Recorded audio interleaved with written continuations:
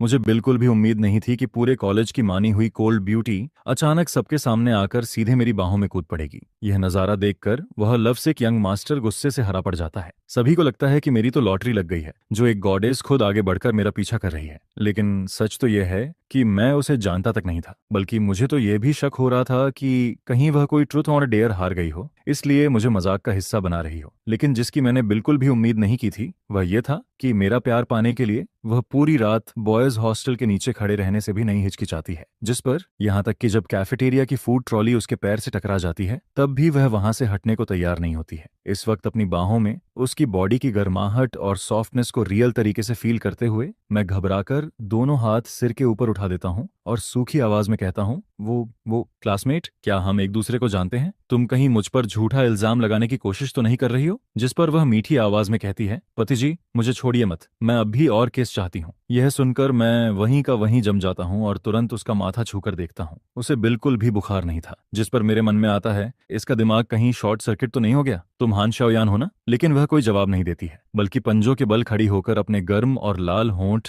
मेरी तरफ बढ़ाने लगती है। उसके इस खुले हुए टेम्पटेशन का सामना करते हुए भी मैं किसी तरह अपना होश संभाले रखता हूँ। क्या यह वही कोल्ड गॉडेस है जो हमेशा सबसे दूरी बनाकर रखती है? मैं अपनी हथेली उसके माथे पर रखकर उसे रोकता हूँ, लेकिन वह सिर तिरछा करके क्यूट तरीके से नखरे करने लगती है, जिसे देखकर मैं बाहर से परेशान जरूर होता हूँ, लेकिन अंदर ही अंदर खुश भी हो रहा होता हूँ। हम दोनों की सांसें बेहद करीब आकर आपस में मिलती रहती हैं और पूरे 5 सेकंड तक यही चलता रहता है। फिर मैं कहता हूँ, क्लासमेट जरा ध्यान से देखो तो सही, मैं आखिर हूं कौन? जिस पर वह कुछ देर के लिए चौंक जाती है। इसके बाद उसके होंठों पर एक हल्की सी मुस्कान उभर आती है। उस मुस्कान की मार इतनी खतरनाक थी कि मुझे लगता है जैसे मेरे शरीर का हर हिस्सा फटने वाला है। और फिर जब मैं अभी भी उस मुस्कान में खोया हुआ होता हूँ तभी केवल 0.1 सेकंड के गैप में एक हल्की सी चू की आवाज सुनाई देती है, जिस पर मुझे पंख से भी हल्का लेकिन बेहद साफ एहसास होता है, क्योंकि उसने मेरे गाल पर किस कर दिया था। मैं पूरी तरह फ्रीज हो जाता हूँ। ऐसा लगता है जैसे मेरे शरीर का सारा खून उसी जगह पर जमा हो गया हो जहां उसने किस किया था। यह नजारा देखकर आसपास से गुजर रहे स्टूडेंट्स की आंखें लगभग बाहर निकलने लगती हैं। मैं सपना तो नहीं देख रहा हूं ना? और भीड़ के बीच मौजूद किनशेंग, जो मेरा कट्टर दुश्मन होने के साथ साथ हान शाओयान का सबसे बड़ा एडमायर भी था, यह सब देखकर हाथ में पकड़ा फूलों का गुलदस्ता जमीन पर फेंक देता है।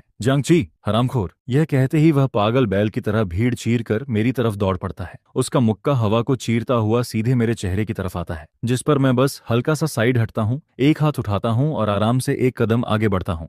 उसकी पूरी ताकत तुरंत दूसरी तरफ निकल जाती है और फिर वह खुद लड़खड़ा कर लगभग गिर पड़ता है, जिससे उसकी पूरी इज्जत मिट्टी में मिल जाती है। खुद को संभालने के बाद वह कांपती उंगली से मेरी नाक की तरफ इशारा करते हुए चिल्लाता है, तूने मुझ पर हाथ उठाने की हिम्मत कैसे की? तू आखिर है कौन? जिस पर